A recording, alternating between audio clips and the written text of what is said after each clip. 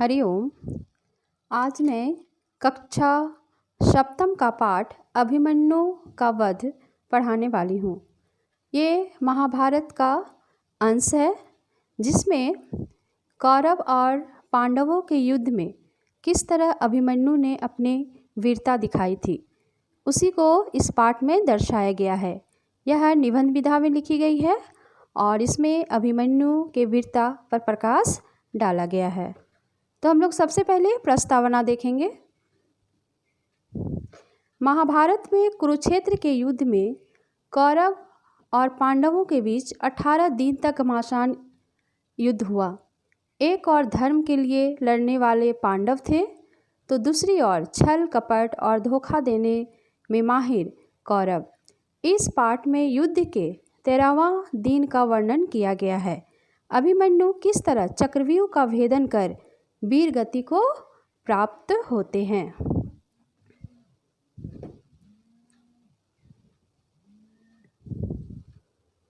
आगे हम लोग देखेंगे इसके मुख्य बिंदु।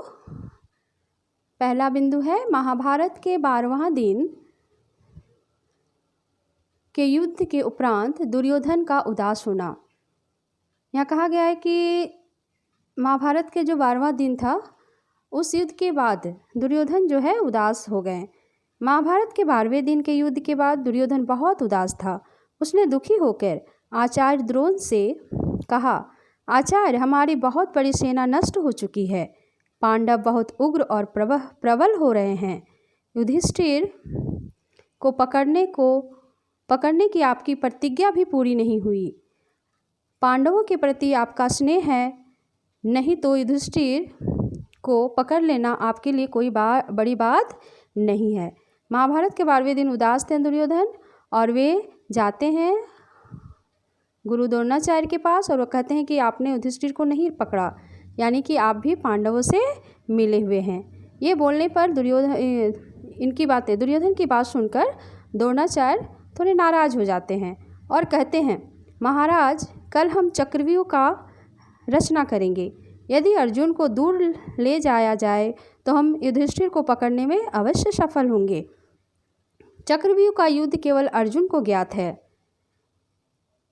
यानी कि यहाँ पर एक योजना बनती है जिसमें द्रोणाचार्य एक योजना बनाते हैं चक्रव्यूह का, और इस चक्रव्यूह का भेदन सिर्फ अर्जुन जानते हैं। इसलिए कहते हैं कि अर्जुन को दूर ले जाया जाएगा और फिर हम लोग युधिष्ठिर को पकड़ लेंगे। पूर्व योजना के अनुसार, यहाँ पर दूसरा बिंदु है, पूर्व योजना के अनुसार चक्रव्यूह की रचना की गई और युद्ध में दोनों तरफ फिर शुरू होता है 13वें दिन का युद्ध और उसमें दोनों तरफ सेना खड़ी है। एक तरफ कौरवों की सेना, एक तरफ पांडवों की सेना, और युद्ध शुरू होता है शंखनाद के साथ। और फिर यहाँ कहते हैं पूर्व योजना के अनुसार अगले दिन युद्ध प्रारंभ होते ही त्रिगतों और समसप्तकों ने अर्जुन को ललकारा। अर्जुन उनका पीछा करते हुए बहुत दूर चले गए।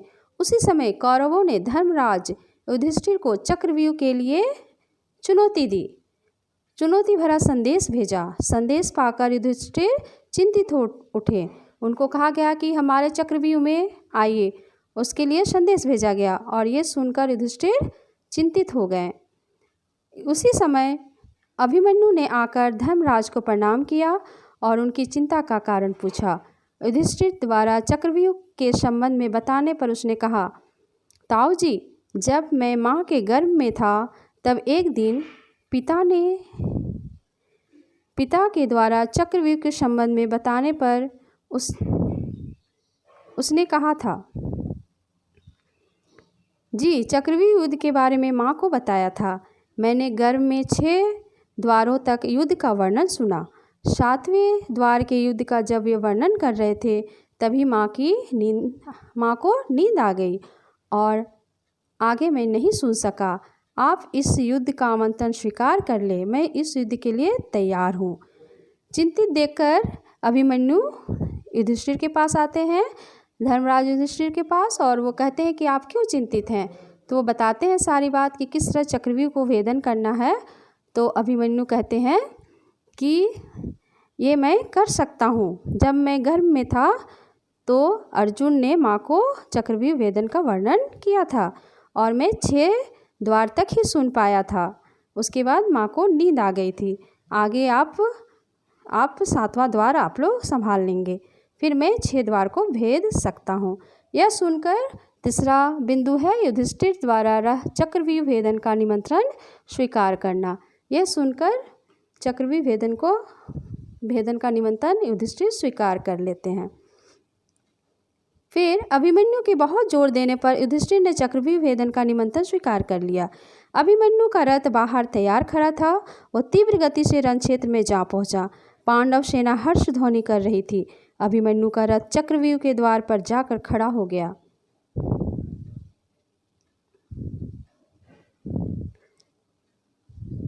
अभिमन्यु ने भीम से कहा, यह चक्रव्यूह का पहला द्वार है।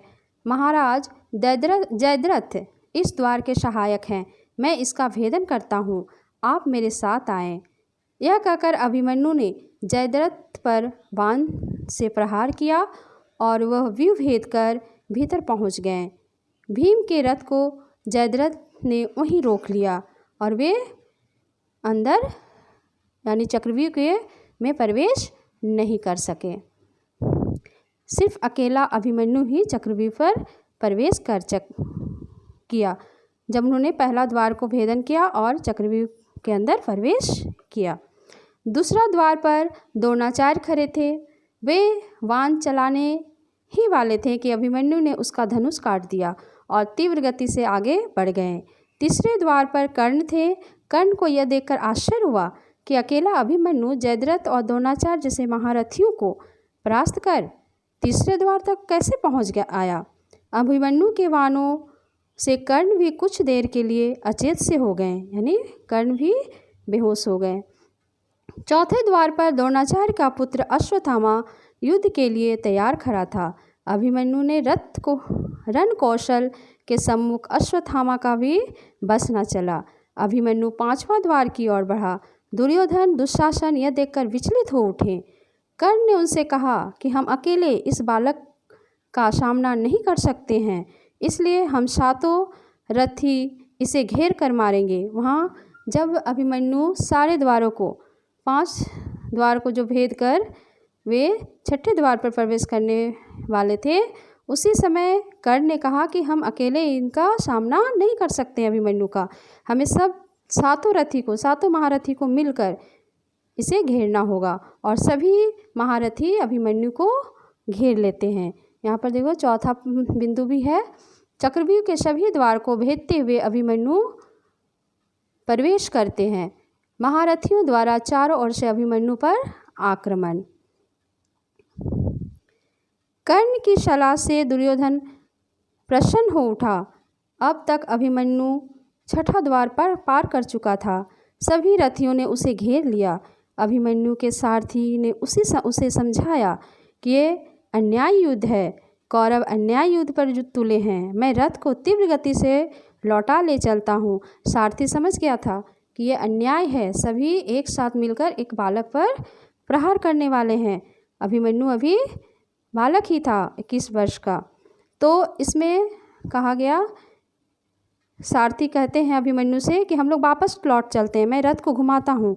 लेकिन अभिमन्यु नहीं मानते हैं।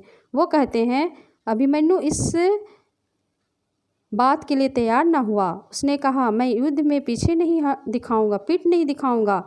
तुम रथ को चक्र की तरह घुमाओ, यानी गोल गोल रथ को तुम घुमाओ।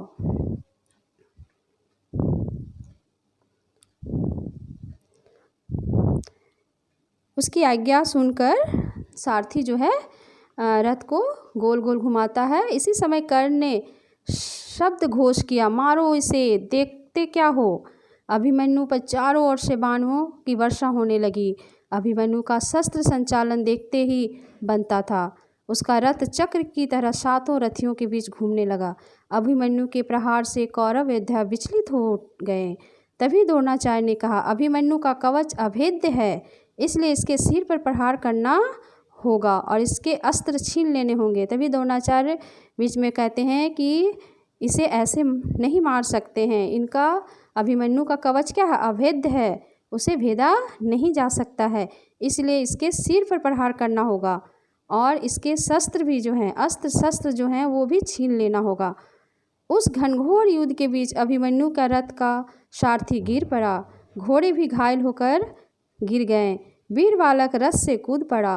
कर्ण और द्रोणाचार्य ने रथ को नष्ट कर दिया और उसकी तलवार को काट दिया। फिर अभिमन्यु रथ का पहिया लेकर कौरव महारथियों पर टूट पड़ा। अश्वत्थामा ने पहिया को भी काट दिया। अब अभिमन्यु के पास कोई अस्त्र न बचा था। इस अवसर का लाभ उठाकर दुर्योधन पुत्र लक्ष्मण ने अभिमन्यु के सिर पर गदा फेंककर प्रहार किया।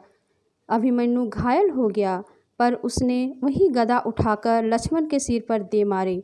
निशाना अचूक था। अभिमन्यु और लक्ष्मण दोनों एक साथ अचेत हो गए और उनके प्राण निकल गए। यानी किस तरह वीर अभिमन्यु को महारथियों ने मारा, चारों तरफ से घेर कर उनके पहिए रथ सबको काट डाला। लेकिन अभिमन्यु हार नहीं माने और पीछे से लक्ष्मण जो है गदा फेंककर उनके सिर पर प्रहार करते हैं और उस प्रहार से वे अचेत हो जाते हैं। लेकिन अचेत होने से पहले वे उसी गदा से दुर्योधन के पुत्र लक्ष्मण को भी दे मारते हैं और वो भी अचेत हो जाते हैं। इस प्रकार दोनों के प्राण निकल जाते हैं। इसी समय युद्ध समाप्त होने की शंख ध्वनि हुई। कौरवों को एक और अभिमन्यु का वध का हर्ष था तो दूसरी ओर लक्ष्मण की मृत्यु का शोक। अभिमन्यु की मृत्यु का समाचार पाकर पांडव शोक में डूब गए, लेकिन अभिमन्यु रण कौशल तथा उसकी वीरता और पराक्रम का यशोगान सर्वत्र हो रहा है और आज भी होता है। यानी कि किस प्रकार अभिमन्यु वीरतापूर्वक लड़ते हुए वीर गति को प्राप्त हुए। उन्होंने अकेले ही सभी महारथियों को छठी की दूल याद दिला दिए थे। यहाँ पर कुछ शब्दार्थ दिए गए हैं। युद्ध का अर्थ है लड़ाई, नष्ट का बर्बाद, स्नेह का प्रेम लगाव, प्रबल ताकतवर, प्राण निकलना मर जाना। चक्र का अर्थ है गोलाकार, अवश्य यानी जरूर, चुनौती का अर्थ है ललकारना, गर्भ में का अर्थ है पेट में, द्वार का अर्थ है दरवाज़ा, निमंत्रण का अर्थ है न्योता, रक्षक का अर्थ है रक्षा करने वाला। यहाँ प्रश्न दिए गए हैं, 10 प्रश्न दिए गए हैं और तुम लोग वीडियो को सुनोगे अच्छे से और प्रश्न को करने की कोशिश करोगे। मुझे आशा है कि ये पाठ तुम लोग को समझ में आ गया होगा। धन्यवाद।